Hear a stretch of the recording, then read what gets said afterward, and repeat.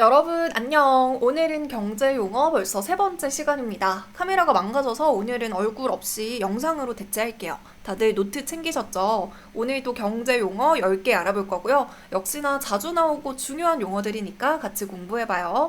첫 번째로는 바로 디폴트입니다. 지난주 경제 용어 시간에 뱅크런 배웠던 거 기억하시죠? 뱅크런과 연관이 있는 단어예요. 우리가 뱅크런이 은행에 있는 돈을 대규모로 인출하는 사태를 말한다고 했잖아요. 사람들이 왜 인출할까요? 은행이나 나라가 망할 것 같기 때문이죠. 망하기 전에 내가 예금한 돈을 다 찾는 거예요. 그래서 디폴트는 개인이나 기업이나 국가가 이자나 원리금을 상환하지 못하는 상태를 말합니다. 쉽게 말해서 채무 불이행 상태인 거죠. 최근에 스리랑카가 공식적으로 디폴트 선언을 했습니다. 코로나, 러시아, 우크라이나 전쟁 등을 비롯해서 각종 대내외적인 리스크로 채무를 갚지 못했는데요. 결국에는 디폴트 상태에 돌입했습니다. 따라서 디폴트는 곧 채무 불이행이라고 알아두시면 되겠습니다. 두 번째 경제 용어는 바로 ESG입니다. ESG는 아마 한 번쯤은 다 들어보셨을 거예요. ESG란 영어 약자인데요. E는 environment, 환경 보호를 말하고요. S는 social, 사회공헌, G는 governance, 윤리 경영의 약자로 ESG 경영이란 기업이 환경 보호에 앞장서며 사회적인 약자에 대한 지원 등 사회 공헌 활동을 하고 법과 윤리를 철저하게 준수하는 경영 활동을 말합니다. ESG가 최근에 중요한 이유는요. 우리가 기업을 평가할 때 실적이 잘 나오는지, 돈을 잘 버는 회사인지, 시장 점유율은 어떠한지 등의 재무적인 요소를 중요하게 놓고 보잖아요. 그런데 이제는 이러한 재무적인 요소뿐만이 아니라 기업이 사회공헌을 하는 기업인지, 친환경적인 기업인지와 같은 비재무적인 요소도 기업을 평가하는 요인이 되어야 된다는 거죠.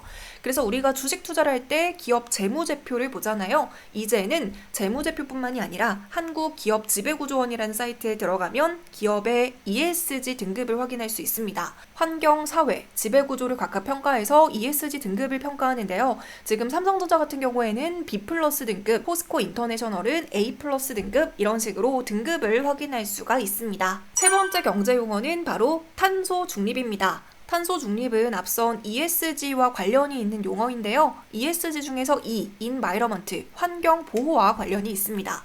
이 탄소 중립이란 기업이 공장 가동을 하거나 제품을 만들면서 이산화탄소를 배출시키잖아요. 이 이산화탄소가 지구 온난화에 악영향을 끼치는 만큼 기업에서 이산화탄소를 배출하면 그 양만큼 흡수량도 늘려서 제로로 만든다는 개념입니다.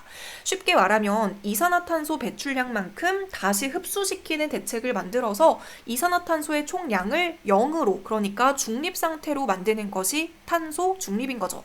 자, 그렇다면 어떻게 다시 이산화탄소를 흡수시킬 수 있을까요?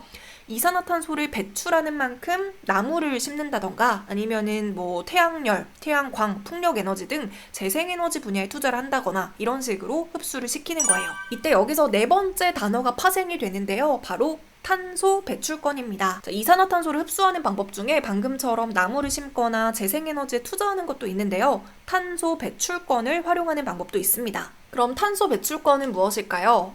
각 기업마다 이산화탄소를 배출할 수 있는 할당 범위가 주어집니다. 이때 그 범위보다 이산화탄소를 더 많이 배출할 수도 있고요. 아니면 덜 배출할 수도 있잖아요. 이렇게 남거나 부족한 탄소 배출권을 기업들끼리 거래를 할 수가 있습니다. 그래서 탄소 배출권은 기업이 탄소를 배출할 수 있는 권리, 할당량을 말하고요. 이거를 기업들끼리 사고 팔면서 탄소 중립을 실현할 수 있다고 정리해 볼 수 있겠습니다. 다섯 번째 경제 용어는 바벨 전략입니다. 바벨 전략은 무엇일까요? 바벨은 우리가 운동할 때 쓰는 역기를 말하잖아요. 이 바벨이 어떻게 생겼나요? 바벨을 보면은 양쪽 끝에 추에만 무게가 실리고 있고 가운데는 비어 있잖아요. 이것처럼 다양한 선택이 가능할 때 중간은 버리고 극단적인 선택만 하는 것이 바로 바벨 전략입니다. 이 바벨 전략은 포트폴리오를 짤 때 많이 사용되는 용어인데요. 위험도가 중간인 자산은 편입하지 않고 안정성이 높은 자산과 위험도는 높지만 고수익을 노릴 수 있는 자산으로 포트폴리오를 짜는 형태입니다. 이 바벨 전략은 시장의 충격과 추가적인 상승을 모두 고려할 수 있다는 장점이 있어요. 그래서 이렇게 실적 시즌의 불확실성이 지속된다면 시장 예상치 대비 상회하거나 하회할 가능성을 모두 염두에 둔 바벨 전략이 필요하다, 이런 식으로 사용이 되는 겁니다. 여섯 번째로 알아볼 경제 용어는 바로 테이퍼링입니다. 최근에 물가 상승에 따라서 뉴스에 정말 자주 나오는 용어인데요. 테이퍼링이랑 양적 긴축을 똑같은 거라고 생각하는 분들이 있어서 정확하게 짚고 넘어가 보려고 합니다. 최근 물가가 크게 상승한 이유 중 하나는 코로나로 인해서 미국 정부에서 대규모로 돈을 풀었잖아요. 돈을 푸는 것을 양적 완화라고 합니다. 양적 완화는 보통 시중은행들이 보유하고 있는 국채 등 각종 채권을 정부가 구입하는 방식으로 이루어지는데요. 그런데 결과적으로 지금 물가가 많이 상승해서 기준금리도 인상하고 양적 긴축, 테이퍼링 한다고 뉴스에 계속 나오고 있는 거예요. 그럼 여기서 테이퍼링은 기존의 양적 완화 정책을 통해서 시중에 돈을 풀었던 것을 점점 줄여나가는 것을 의미합니다. 돈을 풀기는 푸는데 그 양을 점점 줄여나간다는 거죠. 테이퍼링이 어떤 건지 이해되시죠? 반대로 7번째 경제 용어 양적 긴축은요. 아예 돈을 걷어들인다는 의미입니다. 테이퍼링보다 훨씬 더 강력한 정책이죠. 테이퍼링은 돈을 줄여나간다는 거고 양적 긴축은 아예 돈을 걷어들인다는 거예요. 그래서 양적 긴축은 테이퍼링보다 시중의 유동성을 훨씬 더 빠르게 걷어들일 수 있습니다. 이제 양적 긴축이랑 테이퍼링의 차이점 어떤 건지 이해되시죠? 자, 다음으로 8번째 경제 용어는 스테이블 코인입니다. 최근 루나 코인 사태로 인해서 스테이블 코인에 대한 이야기가 많이 나오고 있는데요. 스테이블 코인이란 스테이블이 안정적인이라는 뜻이에요. 그래서 안정적인 코인이라는 뜻입니다. 그럼 도대체 왜 안정적인 코인이라고 할까요? 전 세계의 기축통화는 달러잖아요. 이 달러가 전 세계 결제랑 거래에 있어서 가장 기본이 되는 통화입니다. 그래서 달러는 세계가 가장 인정하고 세계 결제의 중심이 되는 통화이기 때문에 사람들은 달러를 안전자산이라고 생각하고 지금과 같은 경제 불황에 달러를 사서 투자합니다. 마찬가지로 코인 생태계에서도 달러처럼 영향력 있는 코인을 만들어보자 라는 의미에서 스테이블 코인이라는 것을 만들게 되었어요. 그래서 스테이블 코인을 만들어서 가격 변동성을 최소화하도록 설계를 했습니다. 그렇다면 이 스테이블 코인은 어떻게 변동성을 최소화시켰을까요? 우리가 잘 알고 있는 비트코인이나 이더리움은 무언가가 담보가 되는 것이 없이 그냥 가상화폐로서 오르고 내리면서 변동성이 굉장히 크잖아요. 하지만 스테이블 코인은 달러나 유로와 같은 실제 화폐를 담보로 해서 스테이블 코인이랑 1대1로 연동을 시킨 겁니다. 대표적인 스테이블 코인이 테더라는 코인인데요. 이론적으로는 만약에 테더 코인이 총 1000개가 있으면 테더 측에서도 1000달러가 있어야 된다는 거죠. 그래야 1코인 1달러를 유지할 수가 있으니까요. 하지만 최근 루나코인 사태로 지금 스테이블 코인에 대한 불신이 커졌잖아요. 이 와중에 대표 스테이블 코인인 테더 역시 전체 발행량의 달러는 3%밖에 보유하고 있지 않아서 투자자들의 불안이 커지고 있는 상황입니다. 자, 이제 9번째 경제 용어를 알아볼게요. 9번째 경제 용어는 BIS 비율입니다. BIS 비율, 이것도 굉장히 자주 나오는 경제 용어인데요.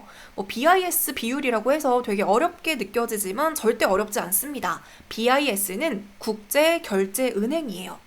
이 국제결제은행이 정한 은행의 위험자산 대비 자기자본 비율을 의미해요. 그래서 이 BIS 비율은 기업 자본 구조의 레버리지를 판단하는 데 중요한 지표가 되고 있습니다.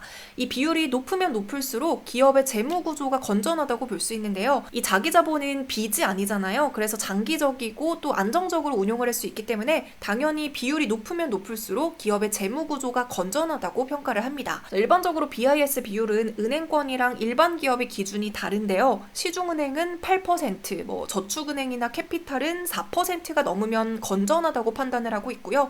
또 일반적인 기업은 50% 이상일 때 기업이 건전하다고 평가합니다.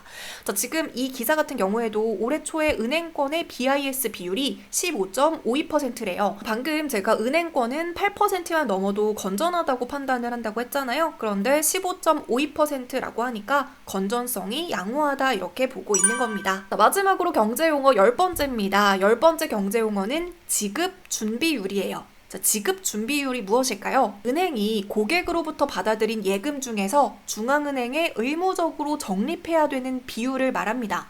이 대한민국의 경우에는 법정 지급준비율이 7%예요. 자, 예를 들면 어떤 은행이 1000만 원의 예금을 보유하고 있어요. 그러면 이 중에 7%, 최소 70만 원은 예금을 한 고객들의 인출이나 결제 요구에 대응을 하기 위해서 중앙은행에 보관을 해야 되고요. 나머지 930만 원은 대출 등으로 은행들이 운용을 할 수 있습니다. 만약에 이 지급준비율이 없이 사람들이 예금한 돈을 다른 고객들 대출을 다 해줘버리면 갑자기 사람들이 대규모로 돈을 인출할 때 대응을 할 수가 없겠죠. 그래서 이렇게 최소 7%로 지급준비율을 정해둡니다. 네, 이렇게 오늘도 10가지 경제 용어를 알아봤는데요. 어떠셨나요? 오늘도 그렇게 어려운 용어는 없었죠. 우리가 10가지 경제 용어를 잘 공부를 했는지 오늘도 문제를 풀어보는 시간을 가져보겠습니다. 자, 문제 풀어볼게요. 첫 번째 문제입니다. 실제 화폐를 담보로 해서 가격 변동성을 최소화하도록 설계한 코인은 무엇일까요?